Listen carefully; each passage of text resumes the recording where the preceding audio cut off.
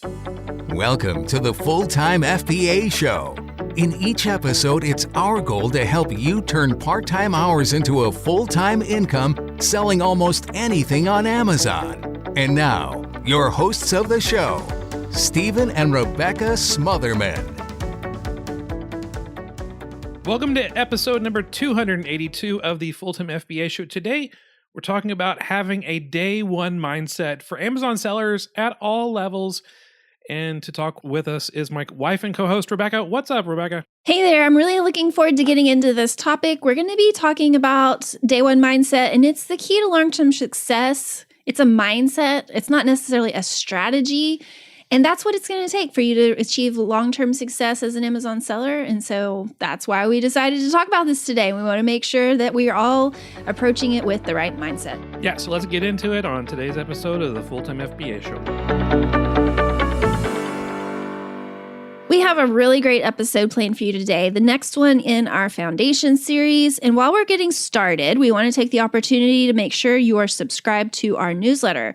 We send out an email every week letting you know the latest happenings at Full-Time FBA, along with content you won't receive anywhere else from us. So make sure you're signed up at fulltimefba.com/subscribe. And also be sure you listen to the end of the episode today to hear about our latest free training opportunity. All right, Stephen, today is probably going to be one of your favorite episodes because it's all about mindset. Yes. We're talking today about the power of having a day one mindset, something that every Amazon seller needs to develop, whether you're a brand new newbie or you've been selling for over a decade. And I can tell you're ready to go, Stephen, so get us started. All right, let's get into it. The day one mindset. This is a concept that Jeff Bezos himself instilled in Amazon years ago as a core philosophy. And the main gist is that he wanted everyone in the company to operate each day as if it was day one of the company. Day one, everyone is excited. There's a fresh, clean slate with lots of possibilities. The energy is optimistic. Everyone's looking to the future and willing to take risks and experiment for the sake of building something awesome. Right. And you can compare that to being in a place of having a day two mindset or day 50, whatever day. Or day 573. Yeah. This is when your work has become drudgery. Things are starting to stagnate as far as the ideas you're implementing. You're complacent with your day-to-day activities, and all of that eventually leads to decline. Once you stop viewing your business and your everyday work in that business as a fresh day one opportunity, you're no longer growing. And that can happen so quickly that it's the difference between having a day one outlook versus a day two outlook. So this day one mentality has several key principles that Amazon emphasizes in their day-to-day operations and their overall decision making. And those key principles are customer obsession, agility, and innovation. These are the principles that keep Amazon moving forward, that their leaders focus on in training their employees, and that employees are expected to prioritize in all of their work activities. Stephen and I first learned about this day one concept several years ago when we took a warehouse tour, an FBA warehouse tour in the DFW area, and we were immediately fascinated by it, by this concept. It's something that can really make a difference in the energy and momentum of your business if you seek to understand it and incorporate it into your own Amazon FBA business. Yeah, and the day one mindset is so important that Jeff Bezos even named one of the buildings in Seattle Amazon headquarters the Day One Building. And it was awesome to go and tour that building also. But now let's take a deeper look into each of those three key principles to see how they impact your FBA business. I mean, if it's something that Jeff Bezos has focused on at the top levels of the Amazon that helped them to achieve its massive success, then there's something for us to learn here too. Number one, and I think Bezos would agree that this should be number one, is the customer obsession. This goes way beyond the old adage, the customer is always right, because it's not just about agreeing with the customer and giving them some freebie that they ask for. It's about making every part of the Amazon experience something that will fascinate and capture the customer's attention, make them want to buy, make them want to come back and buy again. It's all about making sure that the customers can see the progress and improvement Amazon is making, that they feel heard, that they see the website getting easier to use and having better deals, and every other aspect of their buying experience simply gets better and better every time they shop at Amazon. And if that's the way that Amazon as a whole operates with customer obsession, what does that mean for us as individual third-party sellers? We don't have any control over the overall appearance of the website or the return policies that shoppers love or the latest perks of having a Prime subscription. But we do have control over how we present ourselves as a storefront and how we get our inventory to our customers. This means always prioritizing the customer's needs over making an extra buck or two. We work hard to make sure our listings are 100% accurate so that customers are 100% satisfied with the product they receive and have no questions or complaints about whether or not they're receiving what they thought that they would receive. Mm-hmm. It means we round down when we're grading the condition of our inventory. So a new item is always in pristine gift quality condition. And if we think an item is in like new condition, we list it as very good so that when the customer receives it, they're pleasantly surprised. It means every interaction we have with customers through Amazon's messaging system, we offer stellar customer service and professionalism. Okay, so number 1 was customer obsession. And number 2 principle that we want to discuss about the day one mentality is agility. Being light on your feet to make decisions and basically just operating with a sense of flexibility and quickness. It means not getting bogged down. I think the mindset part of it is really important. It's not just about moving quickly and flitting about here and there, but it's more about having a lightness and an efficiency to how you approach your business overall. Yeah, that makes a lot of sense when you talk about it in terms of efficiency and flexibility. One way to think of it would be the ability to pivot as needed. So if you have an agile business, you can see what's going on in your business, in the world around you, in the economy, and you can pivot in a reasonably quick amount of time to adjust when you need to adapt to changes at Amazon overall or in the economy and the marketplace. And the opposite of that would be having a slow, bureaucratic approach to your business where you just keep doing what you've always done just because you've always done it. And you expect to get better output with the same old input. And all of that inevitably leads to the decline of your business. The way this applies to us as third-party Amazon sellers is very similar to how it would apply to Amazon overall.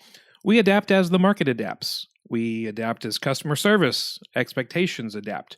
We make changes based on what's working today in the world of Amazon rather than staying stuck in what we tried in 2017 and expecting it to still apply in 2025. We look at how the Amazon algorithm is currently working and we adjust our listings and our inventory to match that.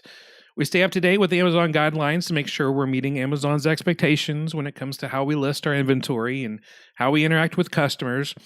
And you'll want to make sure that you're always up to date with those guidelines too. And you can use the quick link, fultonfba.com/guidelines to go directly to Amazon and read them for yourself. One way I think we have to make sure we're staying agile is in our sourcing. This is something I personally have to check on a regular basis. And honestly, something I've been doing in the last week or two. Have I become stagnant in my sourcing? Am I just phoning it in? Am I giving it just a half-hearted effort rather than really digging deep and looking for the best finds? I can tell this is happening when I'm not scheduling regular sourcing time on my calendar each week and I'm trying to just get some sourcing in when I have extra time here or there in my workday. That's not going to cut it. That means I've grown stagnant in how I approach sourcing and I don't have that day one excitement and freshness in how I'm looking for new inventory to bring to our customers. Okay, so the last principle we want to cover is innovation, and that goes along with agility in a way, but there's a bit of nuance to how the two concepts work together in your business. You know I love nuance. Oh, yeah. It's so much better than black and white thinking. Yep, so in this instance, what I mean to say is innovation is staying on top of the latest trends, always having the long-term mindset when you're looking ahead for what will make your business have what it needs to succeed over the long haul, rather than what's just going to make a quick buck right now. That means staying on top of the latest technology involved with selling on Amazon. And it doesn't just mean subscribing to every tool and service or app that you hear about, but it means really digging in and learning how to use your tools and apps so that you're getting all of the benefits from them, making them really work for you. Keepa, for example, my favorite tool that we use. It's a program that we talk about all the time, and Amazon sellers really can't do business without it. They're constantly adding to the data that they provide. And you really want to make sure that you're staying on top of how that data is presented and what it's telling you so that you can make the best buying decisions for your business.